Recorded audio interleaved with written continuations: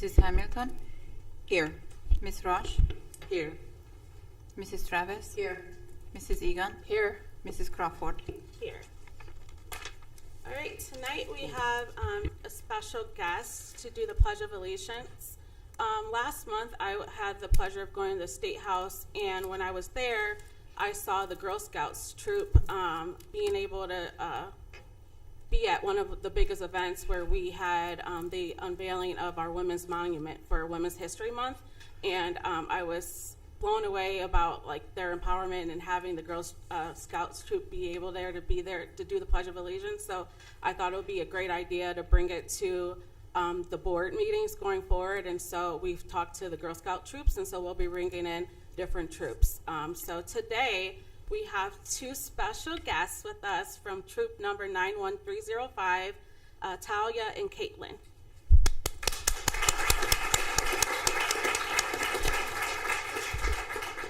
And they're going to lead us in the Pledge of Allegiance. If you're able to stand, can you please stand?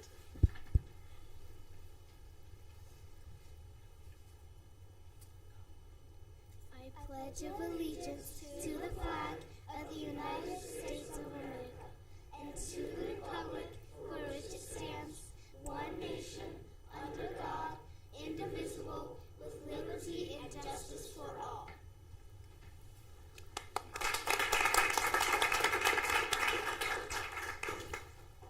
And we do want to give you two special thanks for coming today. Thank you so much.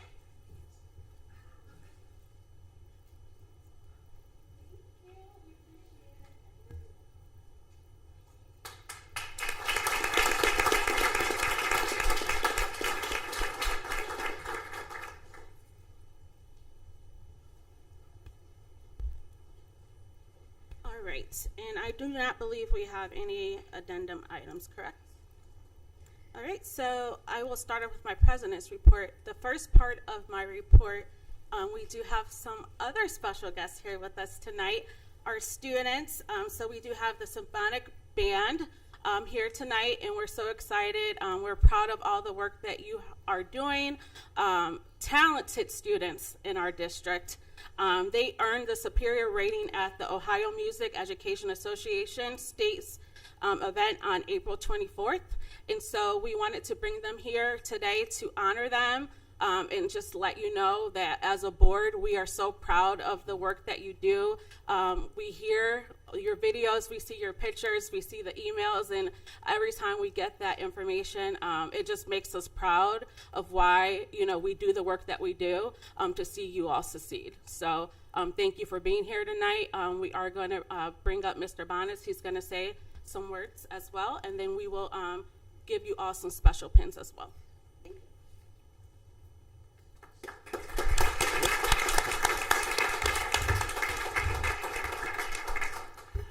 Well, first off, thank you so much to Mrs. Crawford and all of the school board for this wonderful invitation. My name is Ryan Bonnet. I'm the director of bands here in the Twinsburg City School District.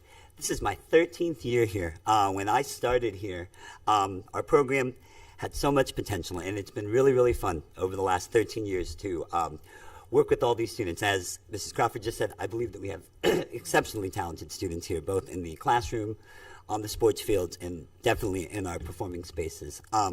This year was an extra special year for us because, as Mrs. Crawford mentioned, our group did earn a superior rating at our state contest. It's actually something that we've done in our class 2 other times. But for us, the nice milestone was this was the first year that we actually earned the highest possible rating.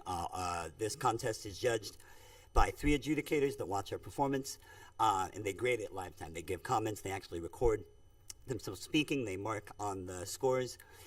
They give a score, and then after we finish that performance, they take all these students. We go into a different performance space, and then we're given a piece of music. Students are given only 8 total minutes to look at it. 4 of those minutes, I get to help them work on it. And then we perform it, and we have to pretend as if we've been playing it for weeks and weeks and weeks.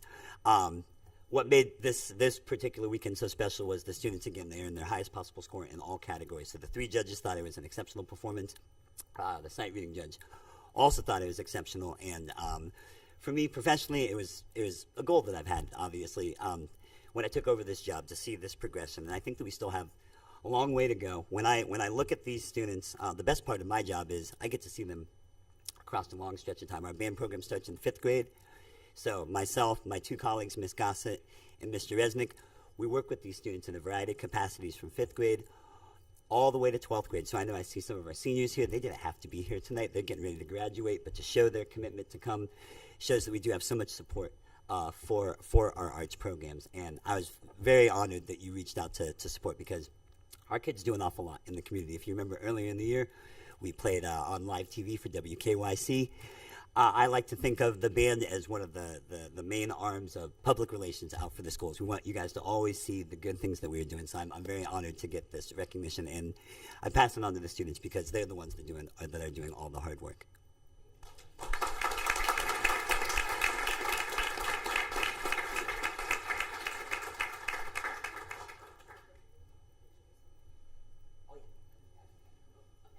you guys come on up?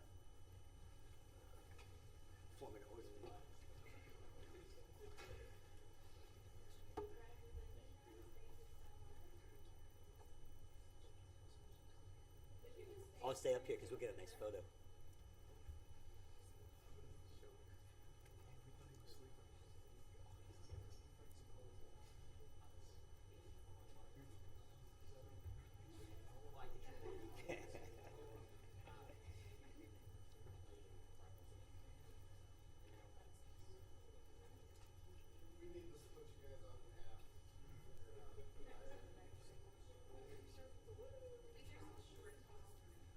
Just like you did for the banquet yesterday. Let's figure out how to get this. Yeah, have some people down in the front, have some people up in the back.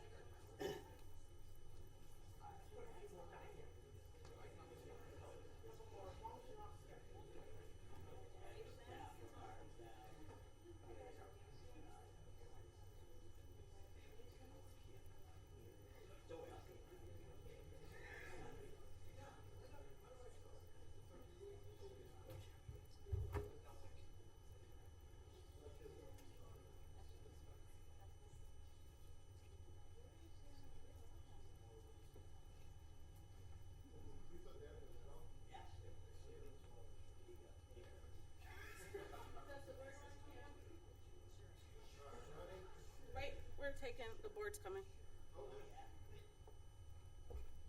Everyone wants to be in the band. Yep.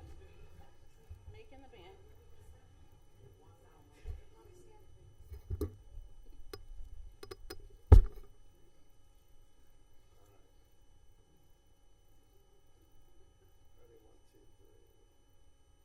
Awesome. Thanks, Ed.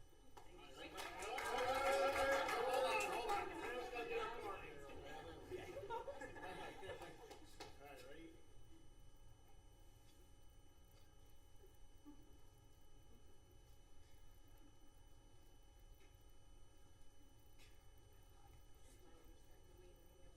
Yes, I think so. We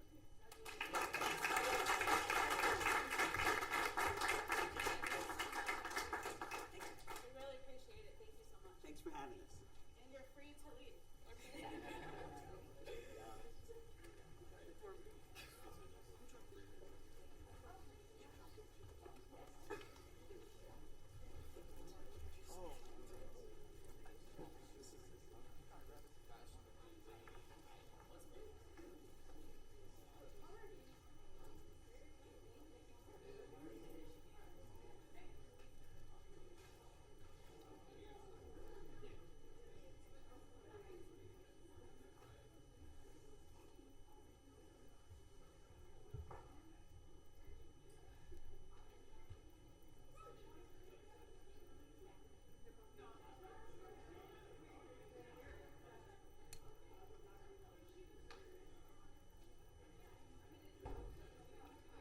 All right.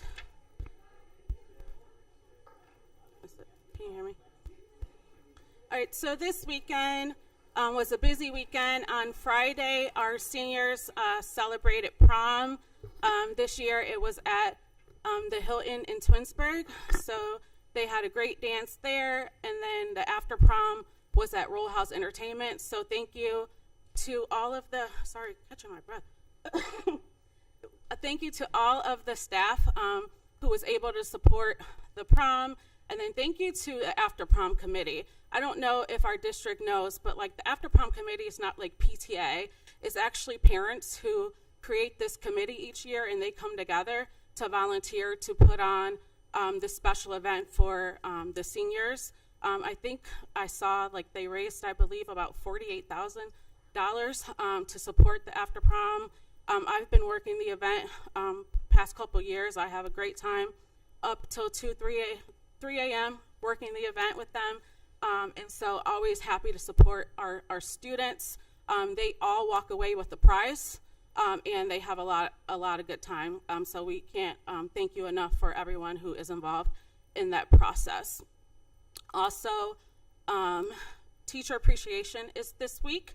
So staff appreciation, teacher appreciation. Want to thank everyone from our transportation to all of our administrators to our teachers to all our support staff. We just can't thank you enough for everything that you continue to do each and every day. We know that it's not an easy job, and again, you're with a lot of our students majority of the day. So we can't thank you enough for all that you do. PTA is putting on a lot of different events this week.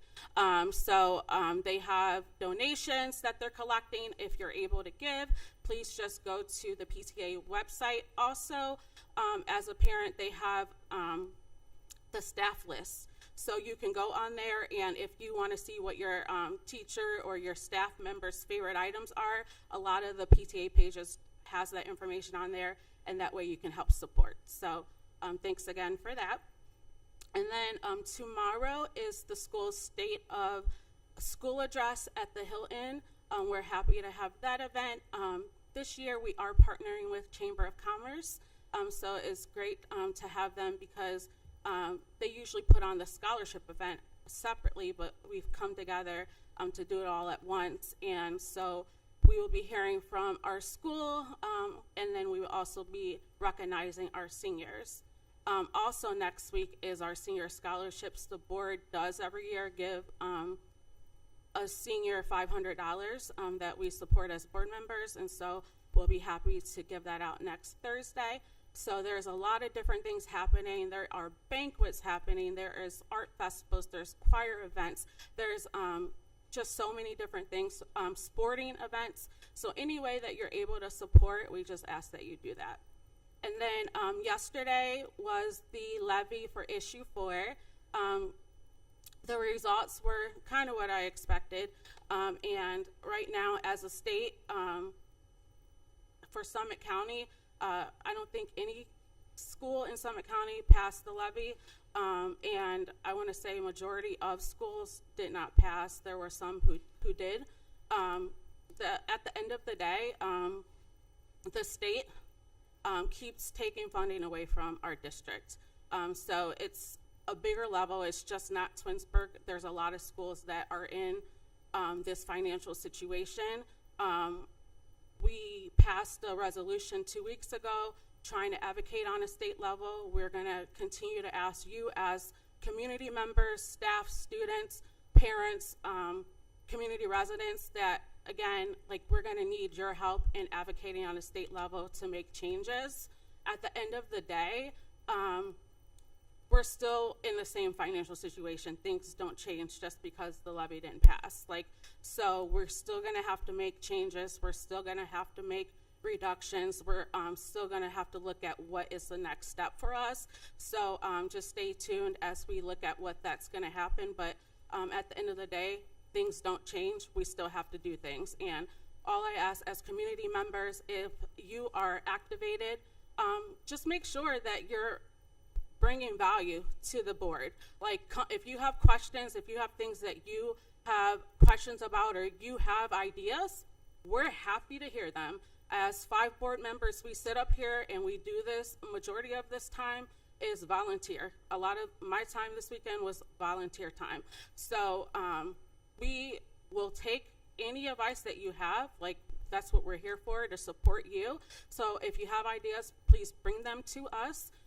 As a district, I would hope that everybody as a district has the same common goal, which is to support our students and our staff. We should all be here for the same reason, and I would hope that any community member will continue to support that, and that if you see something, say something. Like, don't post false information. There's a lot of false information out there, and I would wish that you just come to us to fact check that information. So again, that's all I have to say, and that ends my president's report. Thank you, President Crawford. Thank you all for attending today's meeting. As Mrs. Crawford said, this is Staff Appreciation Week. We really appreciate all of our staff. Whether you're a bus driver, you're a mechanic, you're a classroom assistant, administrator, teacher, we really appreciate all the work that our staff does to make a great experience for our students. At last board meeting, I had Mr. Strickland put a hold on his report, so I'd like to have Mr. Strickland do a business update. And I appreciate Mr. Strickland, all the work he's doing with our business department.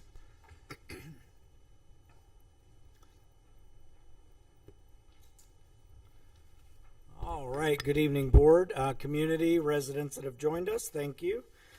Just want to talk a moment about my departments. You haven't heard from me in a little while since the building project last year, but we are excited to report addressing a lot of things through feedback through the community, through our Building and Grounds Committee, through our Finance Committee, and a lot of feedback that we got through the building project about our athletic facilities, our buildings, HVAC systems, all those sorts of things. So I'm pleased to report some of this information tonight. And just to echo what President Crawford said, and just a reminder, I feel like all of the external pressure on public schools right now, it is really, really easy to forget the reason that we're all here as kids.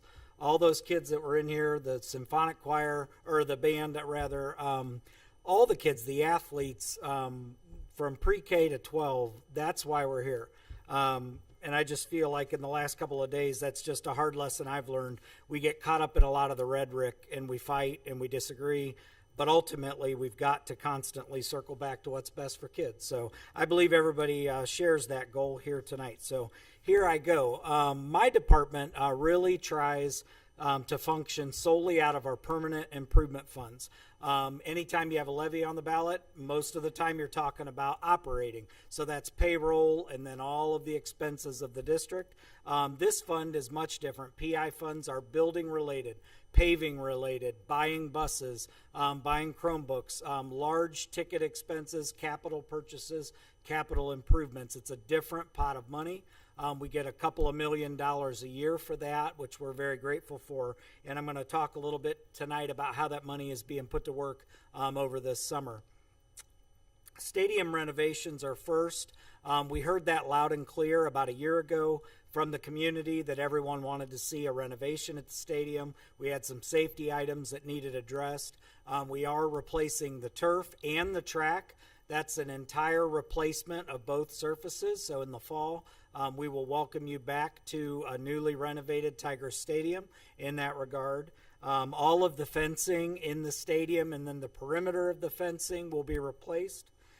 We are going to paint the concession areas, revamp the locker rooms, pressure wash the bleachers. And then another thing I'm really excited about is the Wi-Fi connectivity enhancements at the stadium. If you've ever tried to do much business in the stadium or when they try to broadcast anything, we do run into a lot of electrical and Wi-Fi problems. We're going to rectify that this year, which we're all excited about. Biggest thing is this is about a $1.7 million investment of permanent improvement funds into the stadium. And if you live in this community, you know we've tried to be very generous with the use of it in that we really do honor pretty much 24/7 access to the stadium. If you want to go run the track with your kids, you want to throw the ball around on the field, as long as there's not a team out there, we allow that. So that building or that stadium very much functions as a sixth school building for us. So we hope that you have enjoyed that. The next picture is just architect's rendering of what the renovated turf will look like. You'll notice that we are opting for the tiger paw in the center, more to mimic like Clemson Tigers. And then the track is going to be sort of a gray and blue rendering. That's not captured real well on there, but it was the best image I could grab from the architect. So that's going to be exciting. Just so the community knows, the stadium project will start Monday of next week. The contractors, we met with them today. They are on schedule for everything. So weather permitting, we're looking at a closure of next week till about mid-July. Best case scenario. If Mother Nature doesn't cooperate and we continue to get this kind of rain, the project could extend, but we looked carefully at football season and we weighed things out, and we should be fine even if we have delays. So we are looking at about next week into about mid-July. Up on the screen now are just some improvements that we've done in the past few weeks and that we will continue to do over the summer. Varsity baseball and softball both got a makeover on the field.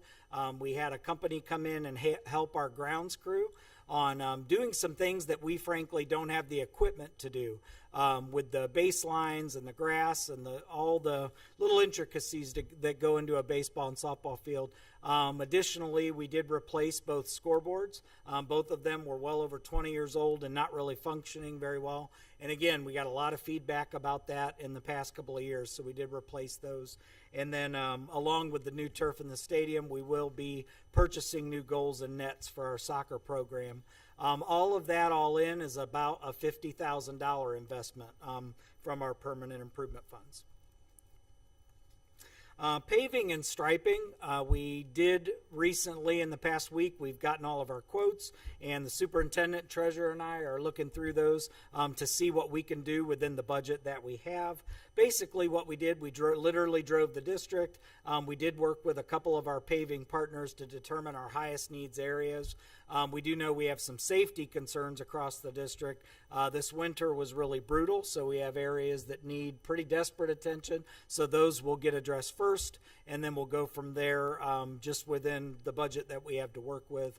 And our target every year for summer paving work is Twins Days. Anytime we start to near that, there's too much traffic to really do anything meaningful. So in the next month, don't be surprised if you drive around our campuses, you will start to see a lot of paving and striping work being done. We estimate that this will be right around $500,000 worth of permanent improvement fund investment across the district.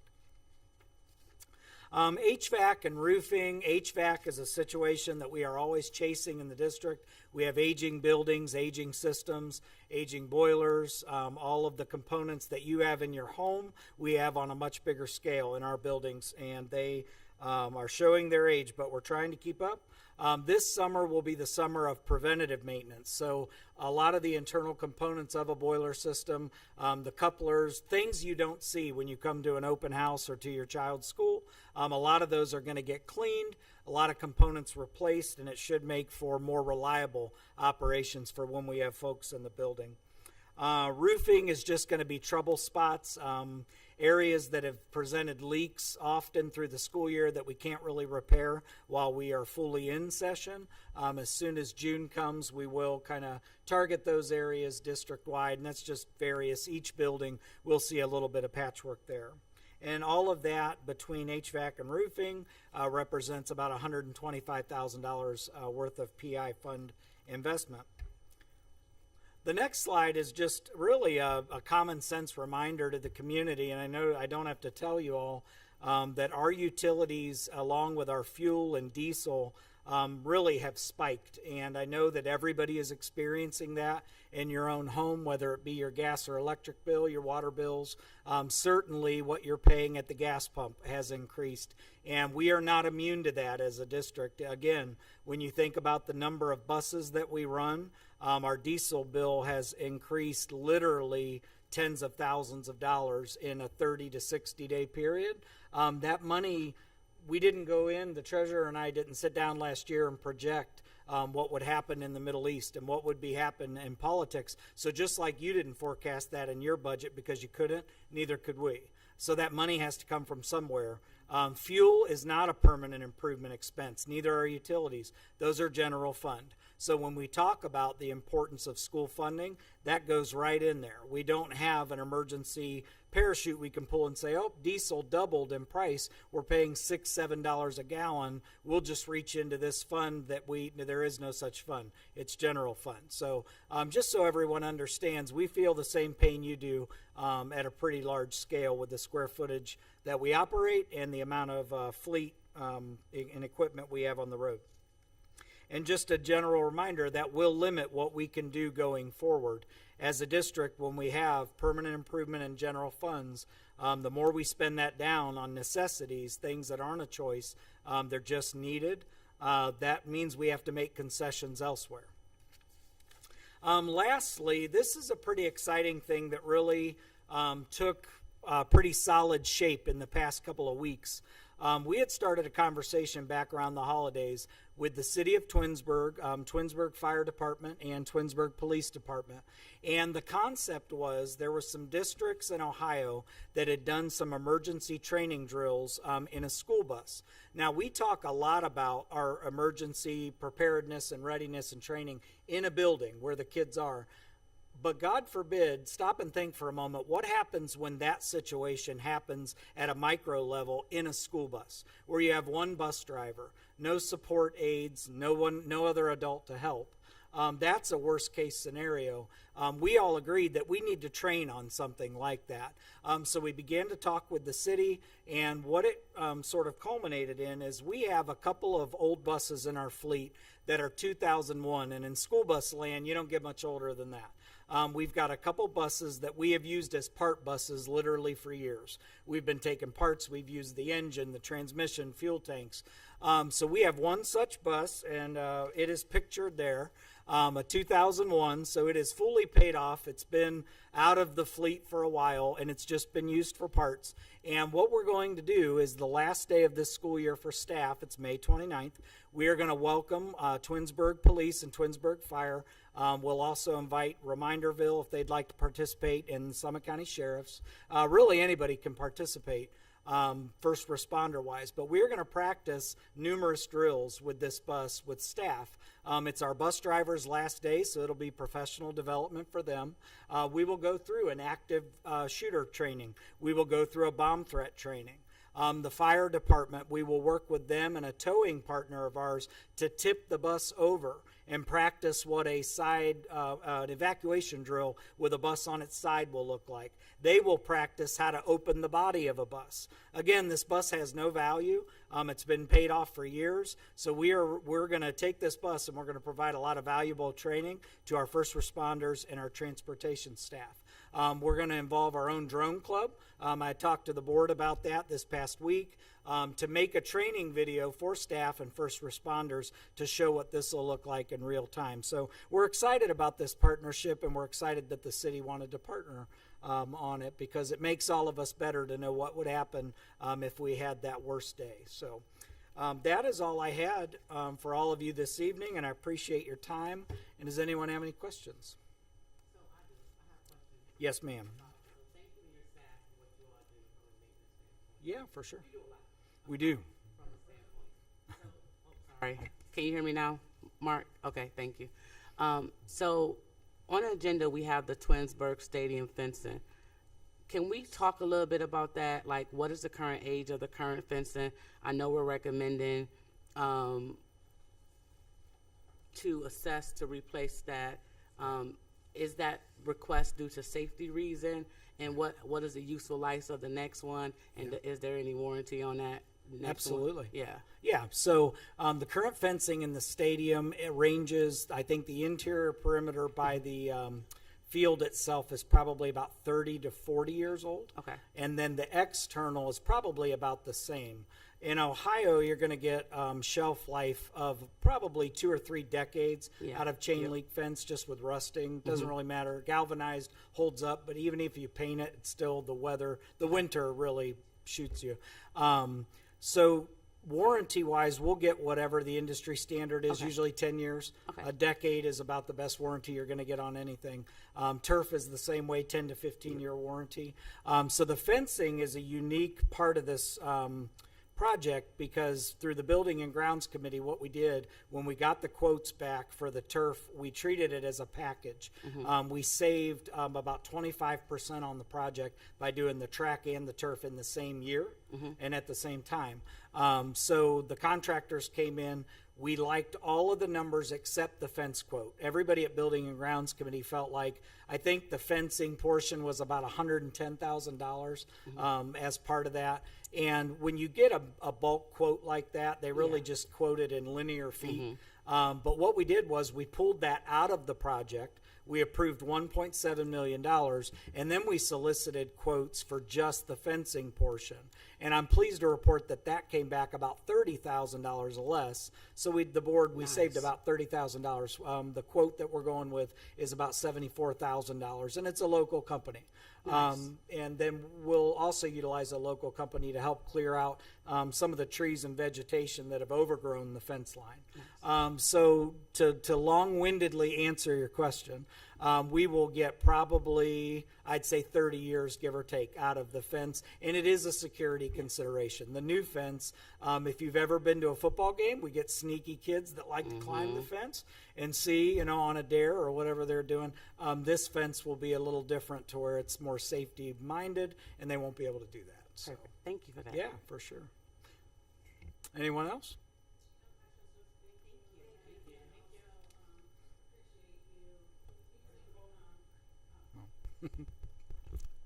Sorry.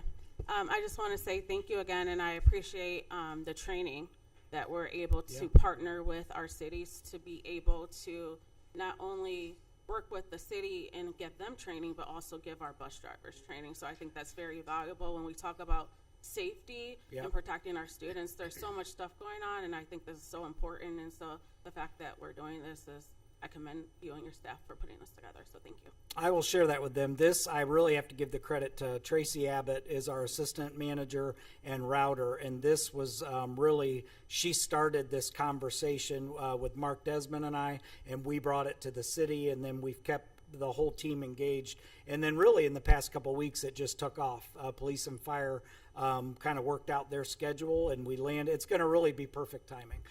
But if you can make it, I'll send everybody an invitation, but we will be video recording it. So Awesome. Thank you. thank you. Appreciate it. Thank you, Mr. Strickland. Just a few other things. Our high school seniors continue with their senior experience, and they're taking their AP test, so it's an exciting time for them. Commencement is May 26th at E.J. Thomas Hall.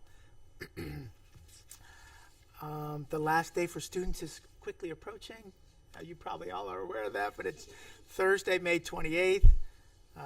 So we're excited to spend the last few weeks of our school year watching our kids perform, both on and off the field, in the auditoriums. Many of you I've seen over and over again, seen our kids performing. So we're really excited about that and the end of the year. I also would like to thank those who played a role in our Blue Ribbon Schools Committee. Even though the outcome wasn't as what the committee would have wanted, I was greatly appreciative of the work that people put in, and I think it just is, I think it sometimes those things go unnoticed, but I know that I did not let that go unnoticed, and there really was, I think, based upon what I was told, maybe a re-energized group. So I really appreciate all the work that they did, specifically Kara and her efforts in organizing and facilitating. So I really do appreciate all that the committee did. And that completes my report. Thank you very much.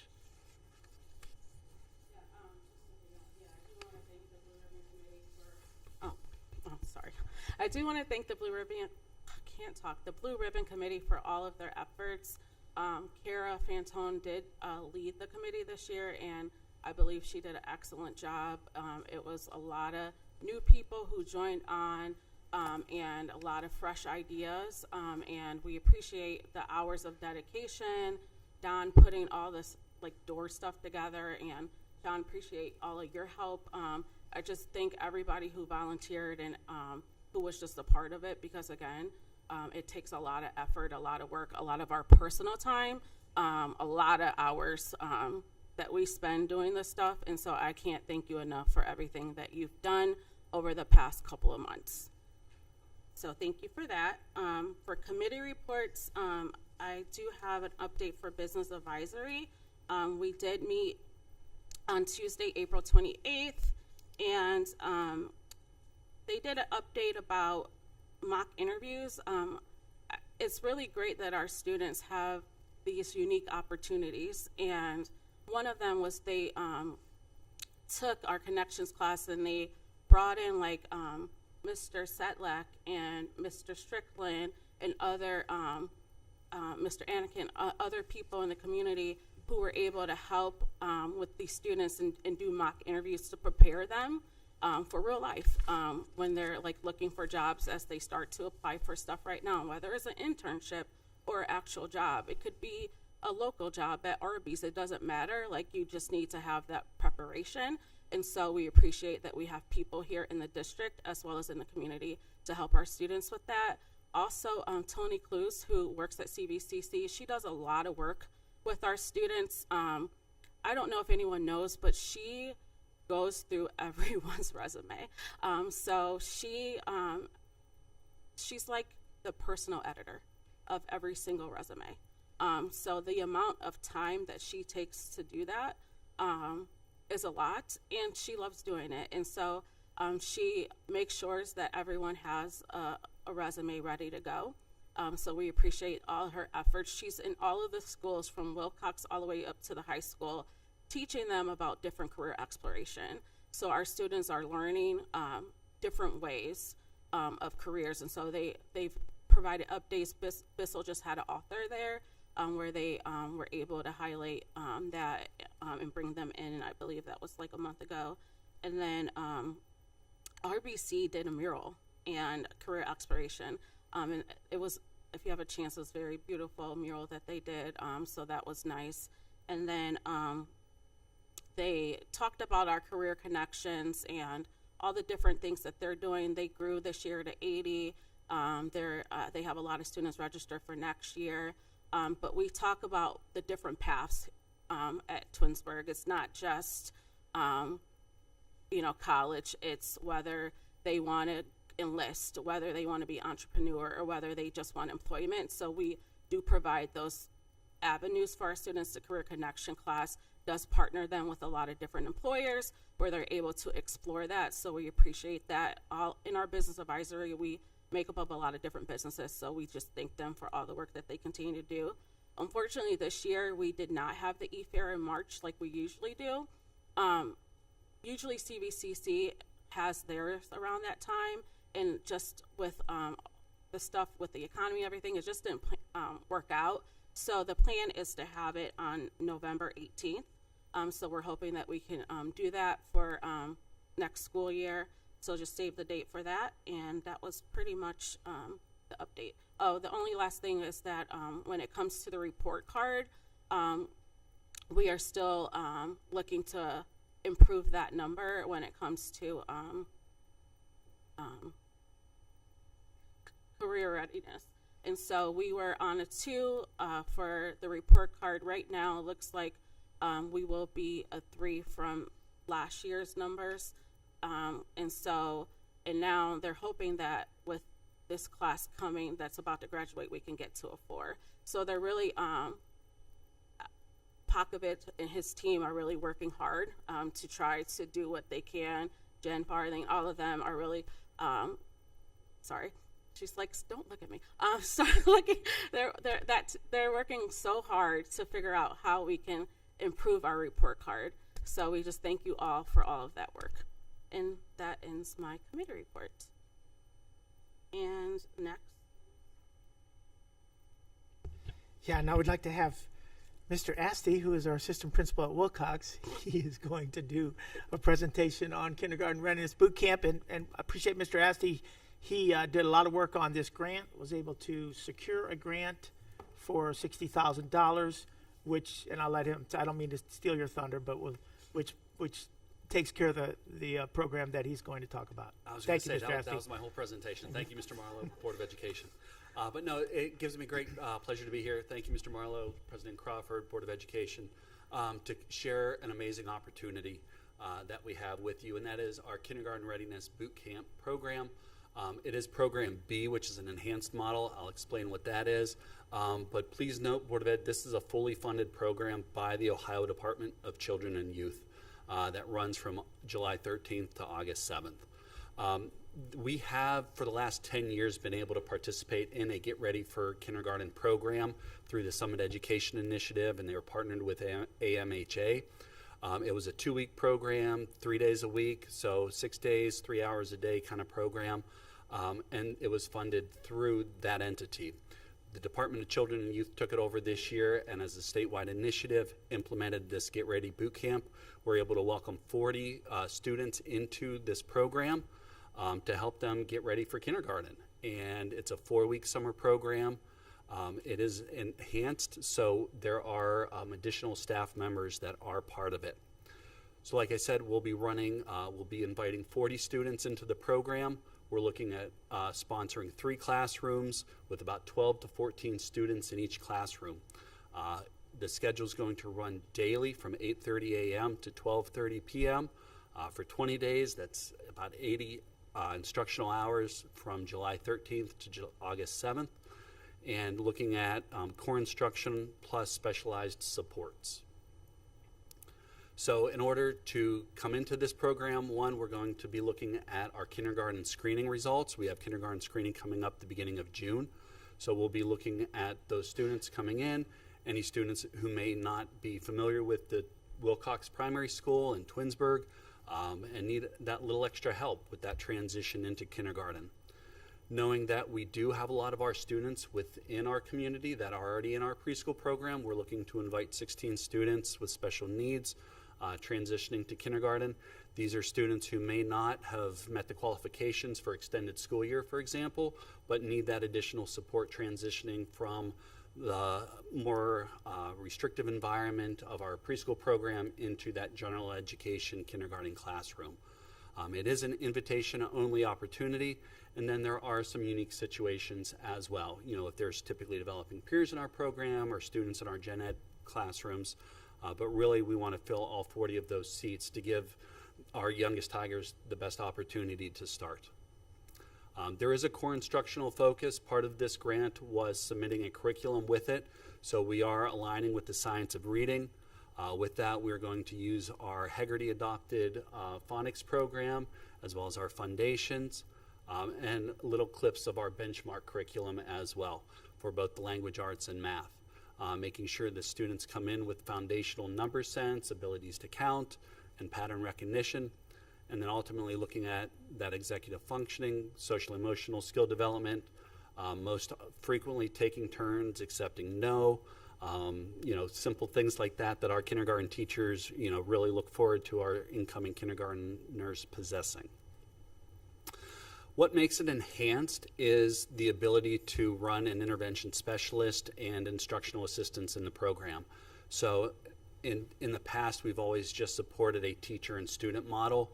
This year, we're going to have the intervention specialist, as well as a speech-language pathologist, as well as an occupational therapist be part of our program as well to provide those supports to our students already identified with those needs, as well as provide supports for those students coming into our program.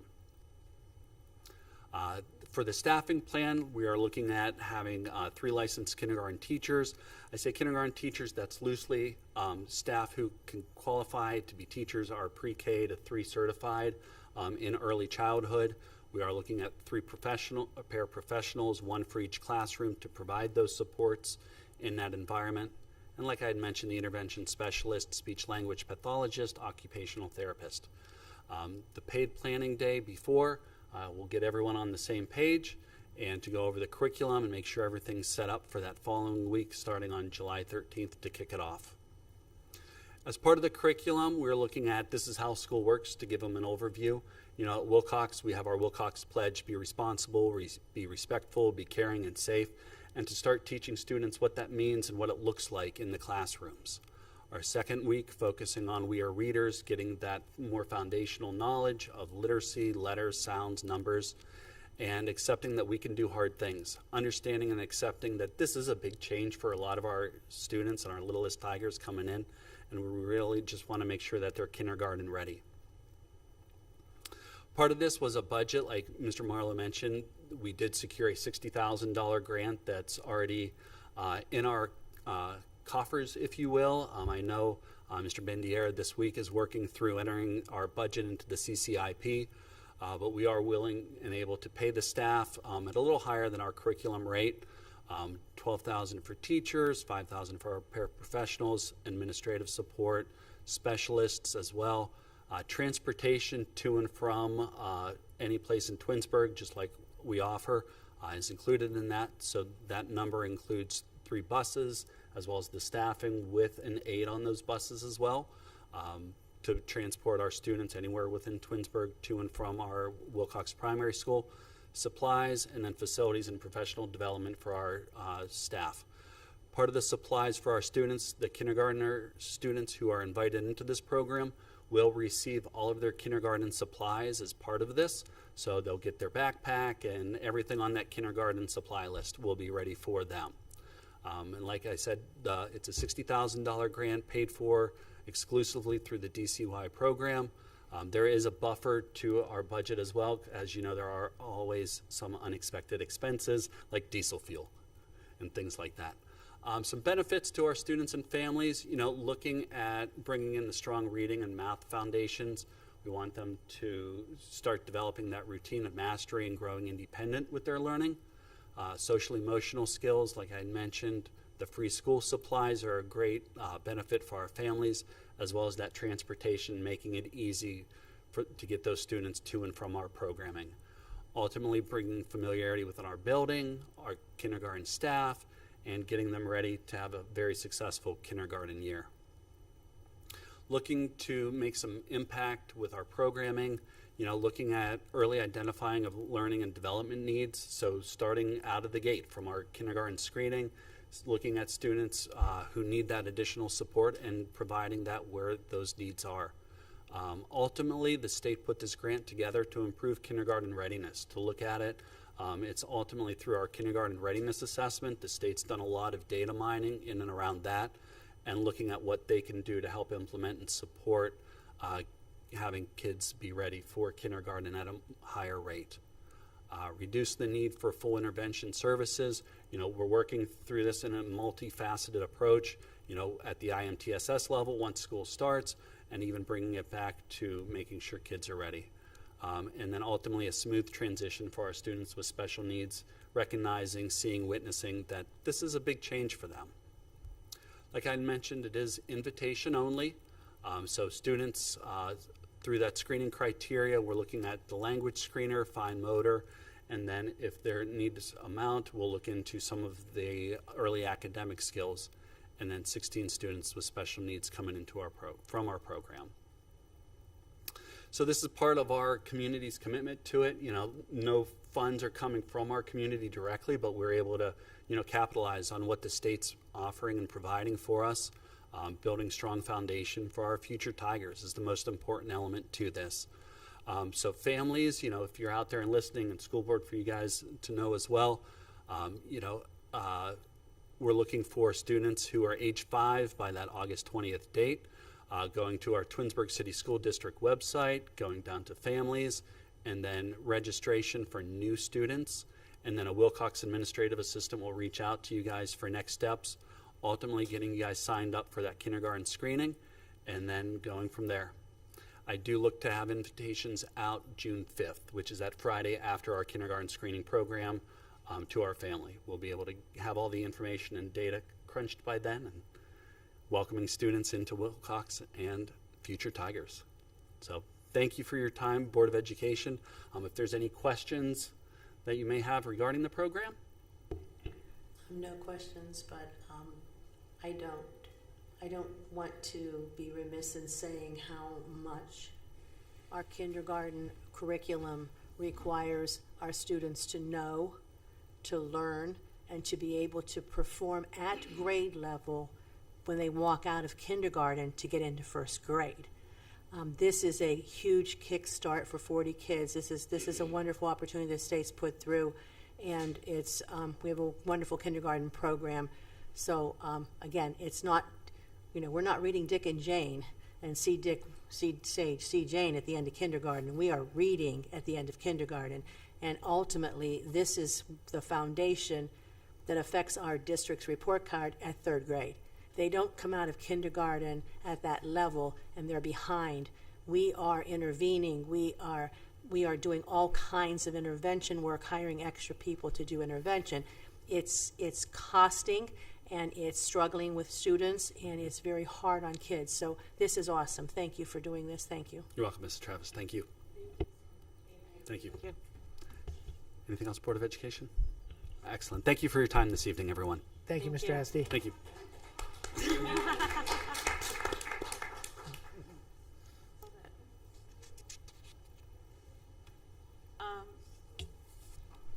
remonstrance?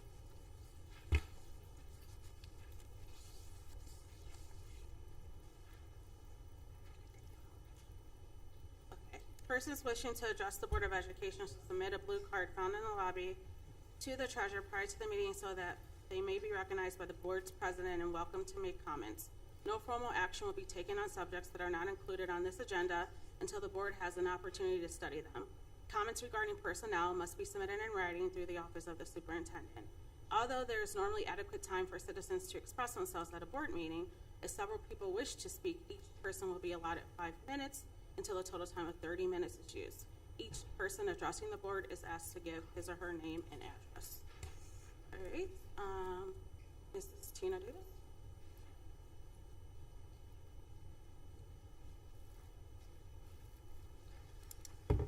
Hello, so just me, so I get 30 minutes? Yeah? No. Okay, well, thought I'd try. So Tina Davis, 10265 Lumen Lane. First of all, Mr. Marlowe talked about the Blue Ribbon Committee and what an amazing group of volunteers, dedicated. It was just a special group of people. I was on that committee as well. I wasn't able to go to every single meeting with a wedding planning, but a lot of good people on that committee. And then Mr. Strickland talked about the Buildings and Grounds Committee. And last year I was on the committee as a board member and continued it on as a community member this year. So I think my point is, it's very important if you can be involved as a community member in any way to help the schools and support the schools, please do so.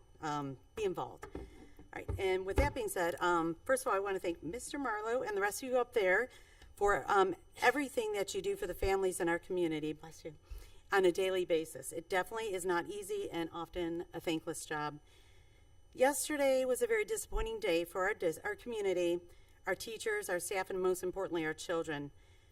My children have all graduated from Twinsburg City Schools, and it truly saddens me that current and future students may not have access to the same opportunities and experiences mine were fortunate to have, like a state run-up varsity soccer team 2024.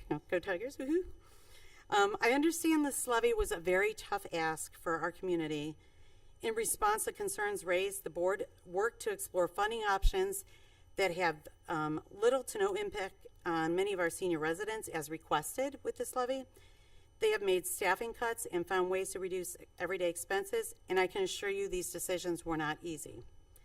Some community members may have been noisy. Many of these informed parents no longer have children in our schools, nor are they even residents.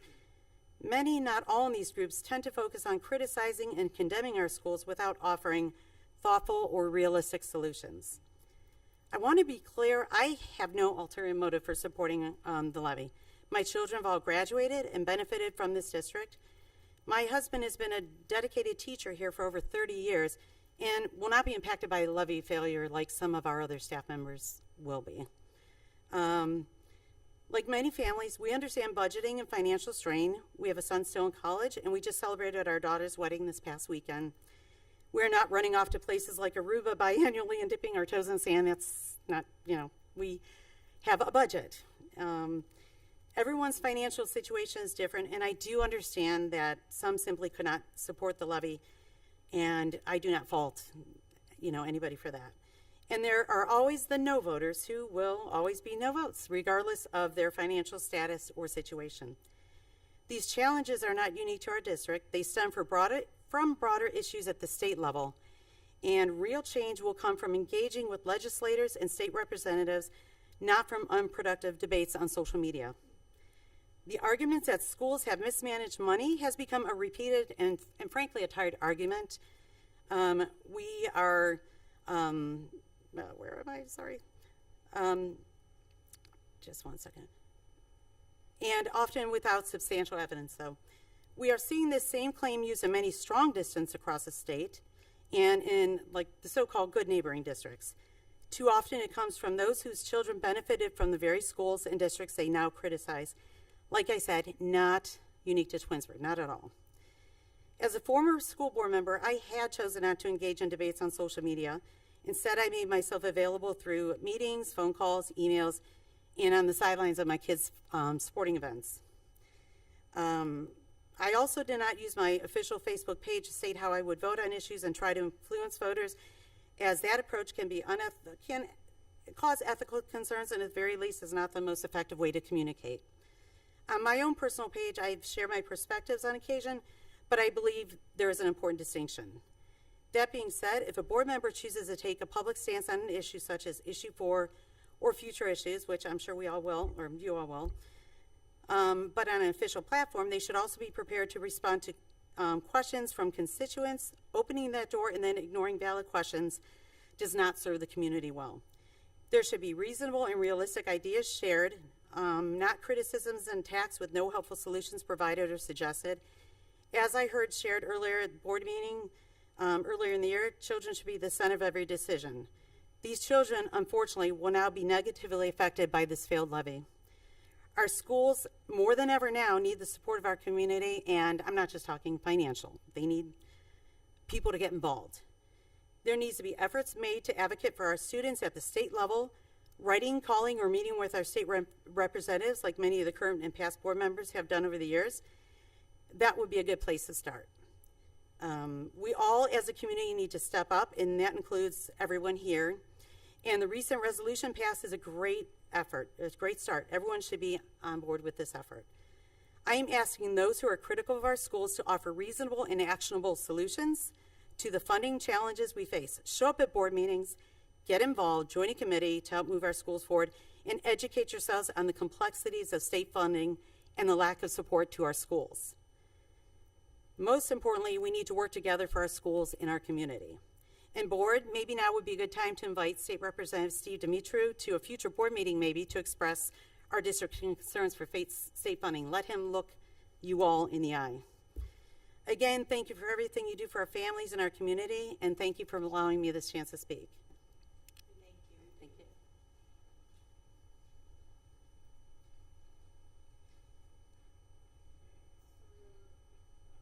Thank you.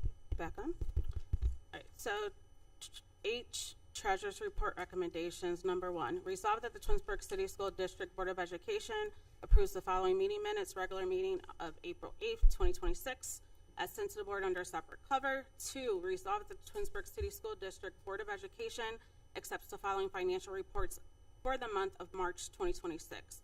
Bank reconciliation, cash summary report by fund, cash summary report by fund and special cost center, disbursement summary report and investment portfolio review, as sent to the board under separate cover. And 3, resolve that the Twinsburg City School District Board of Education approves all expenditures for the month of March 2026 as reflected in the above named reports.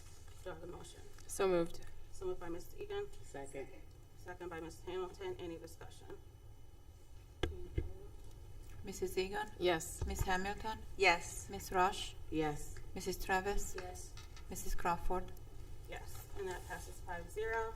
I, action items, personnel. 1, resolve that the Twinsburg City School District Board of Education accepts the certified staff recommendations detailed in the attached exhibit as per the dates, terms, and other applicable conditions specified pending satisfactory ORC background checks. And 2, resolve that the Twinsburg City School District Board of Education accepts the classified staff recommendations detailed in the attached exhibit as per the dates, terms, and other applicable conditions specified pending satisfactory ORC background checks. Do I have a motion? So moved. So moved by Mrs. Hamilton, Second. second by Mrs. Egan. Any discussion? Okay, can you please follow? Ms. Hamilton? Yes. Ms. Egan? Yes. Ms. Rush? Yes. Mrs. Travis, Yes. Mrs. Crawford, Yes, and that passes 5-0. J, action items, new business. 1, resolve that the Twinsburg City School District Board of Education approves the revised job description for the position of school psychologist per the attached exhibit. 2, resolve that the Twinsburg City School District Board of Education approves the service agreement with Safe House Preparatory, a residential treatment center in Youngstown, to provide educational services for one student during their placement. Tuition cost is $6,600, $200 per day. This will be a general fund expense. Documentation was sent to the board under a separate cover. 3, resolve that the Twinsburg City School District Board of Education approves the second reading of the revised, rescinded, and replacement policies as noticed below. 4, resolve that the Twinsburg City School District Board of Education approves the following deletions of textbooks. 5, resolve that the Twinsburg City School District renews the ETLA agreement for student and data privacy report, Senate Bill 29, from Learn 21 at a cost of $2,100 for the 26-27 school year per the attached exhibit. This will be a general fund expenditure. 6, resolve that the Twinsburg City School District Board of Education approves the agreement with Ohio School Council, OSC, for the electricity purchase program per the documentation sent to the board under separate cover. 7, resolve that the Twinsburg City School District Board of Education approves the lease agreement with the City of Reminderville to utilize yellow buses for the summer 2026. The City of Reminderville will compensate the Twinsburg City School District Board of Education for use of the buses, including mileage, fuel, and bus drivers, per the terms and conditions set forth in the agreement sent to the board under separate cover. 8, resolve that the Twinsburg City School District Board of Education approves the lease agreement with the City of Twinsburg to utilize yellow school buses for the summer 2026. The City of Twinsburg will compensate the Twinsburg City School District Board of Education for use of the buses, including mileage, fuel, and bus drivers, per the terms and conditions set forth in the agreement sent to the board under separate cover. 9, resolve that the Twinsburg City School District Board of Education approves the 2026-2027 breakfast and lunch prices as noted below. Do I have a motion? So moved. So moved by Ms. Travis, Second. second by Ms. Rush. Any discussion? Yes, I do want to make note the deletion of the textbooks. Those, Mrs. Farthing, I'm sure will be working on trying to sell those back. There is a book company that purchases books that you no longer use or are moving forward. So we should be able, even though this program is an old program and out of date with the new math standards, there will be districts who are still engaged in a contract with this book company and will still be using these books for another year. So we will be able to recoup some. It won't be the full value, but we'll be able to recoup a good penny to get these books moved on to someone else to be able to use next year. Thank you. Can you please call the roll? Mrs. Travis, Yes. Ms. Rush, Yes. Ms. Hamilton, Yes. Mrs. Egan, Yes. Mrs. Crawford, Yes, and that passes 5-0. 10, approval of revised, rescinded, and replacement Board of Education policies. Resolve that the Twinsburg City School District Board of Education approves the revised, rescinded, and replacement Board of Education policies as noted in J3 above. Do I have a motion? So moved. So moved by Ms. Travis. Second. Second by Ms. Egan. Any discussion? Can you vote? Mrs. Travis, Yes. Mrs. Egan, Yes. Ms. Hamilton, Yes. Ms. Rush, Yes. Mrs. Crawford, Yes, and that passes 5-0. 11, resolve that the Twinsburg City School District Board of Education approves the purchase and installation of new perimeter fencing at Twinsburg Stadium from R&T Fence Company Incorporated at a total cost not to exceed $74,992 pursuant to the terms and conditions set forth in the proposal sent to the board under separate cover. This is a permanent improvement fund expenditure. Do I have a motion? So moved. So moved by Ms. Rush. Second. Second by Ms. Egan. Any discussion? Ms. Rush, Yes. Mrs. Egan, Yes. Ms. Hamilton, Yes. Mrs. Travis, Yes. Mrs. Crawford, Yes. That passes 5-0. Any miscellaneous? Yes. I just wanted to say a few things about Ohio and as the state relates to school levies. Ohio has more school levies than any other state. And I'll say it again for the people in the back. Ohio has more school levies than any other state.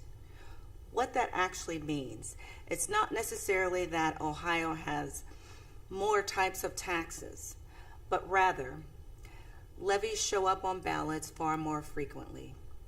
The same districts often go back to voters repeatedly. Over time, this adds up to huge numbers. Ohio has roughly 398 school levies per year on average historically. Why Ohio has so many levies? The main reason is a unique law called House Bill 920.